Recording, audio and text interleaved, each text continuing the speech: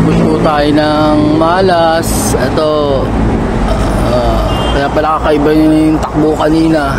Yung pala yung belt ko manipis na. Yan, naputol po siya. Yun lang, wala tayong dalang belt. Ayun, nag-post na rin tayo sa mga ibang group ng Cavite para pa-rescue tayo ng belt. May nakita akong shop dito malapit kaso sarado to eh. Hindi alam nung sa kabila tindahan kung magbubukas to din. Kaya yun.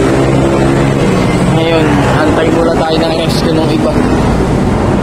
Napapasuyo na lang tayo para magawa natin to. May pangkalas naman kaso ang problema talagang belt eh. Yun lang muna. Yan, hindi lang pala belt. Yan, bilog na bilog. JBT. Yan, nawala na yung thread oh. Tapos ito, ang hirap kalasin. Wala pa naman tayong puller. Ko na. Ay, nako. Tignan natin kung ano pwede magawa. Ayan. Nakalas na.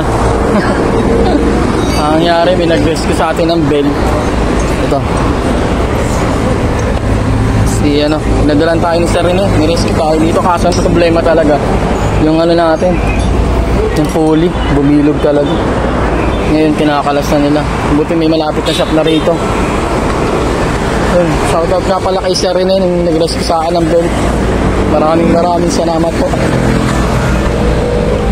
Kinakalas nila. Bumilog na yung natin, pulley.